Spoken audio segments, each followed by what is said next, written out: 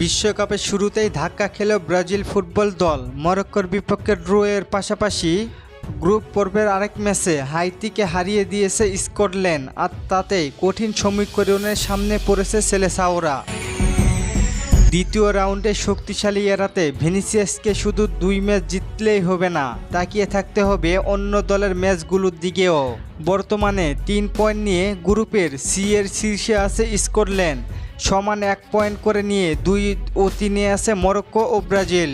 এবারের বিশ্বকাপ ফরম্যাটে গ্রুপের 3 নম্বর দল হিসেবেও পরের রাউন্ডে যাবার সুযোগ থাকায় আপাতত গ্রুপ পর্ব থেকে বিদায় নেওয়ার শঙ্কা নেই ব্রাজিলের।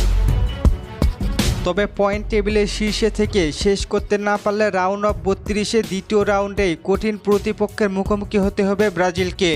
2026 বিশ্বকাপ ড্র অনুযায়ী গ্রুপ সি ও গ্রুপ এফ এর দলগুলো দ্বিতীয় রাউন্ডে একে অপরের মুখোমুখি হবে। এফ গ্রুপে আছে নেদারল্যান্ড ও জাপানের মতো শক্তিশালী দল, ফলে ব্রাজিল যদি নিজেদের গ্রুপ দ্বিতীয় স্থান অর্জন করে ফেলে, নেদারল্যান্ড যদি তাদের গ্রুপের শীর্ষে থাকে, তাহলে দুই দলের দেখা হয়ে যেতে পারে।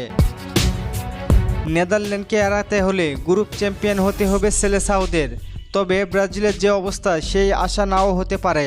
প্রথম ম্যাচের ফলাফল সমতায় শেষ হলেও খেলায় 90 মিনিটের চিত্র বলছে ব্রাজিলের চাইতে কিছুটা এগিয়ে ছিল মরক্কো।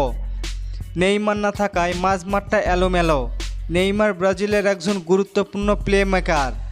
আগামী 20 জুন স্কটল্যান্ডের মুখোমুখি হবে মরক্কো। 1 তারিখে ব্রাজিলের প্রতিপক্ষ হবে হাইতি।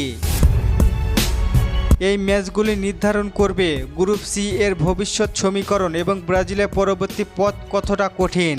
কি মনে হয় আপনার, কতটুকু বিশ্বাস ব্রাজিল পরবর্তী 2 ম্যাচ জিতে গ্রুপ চ্যাম্পিয়ন হবে?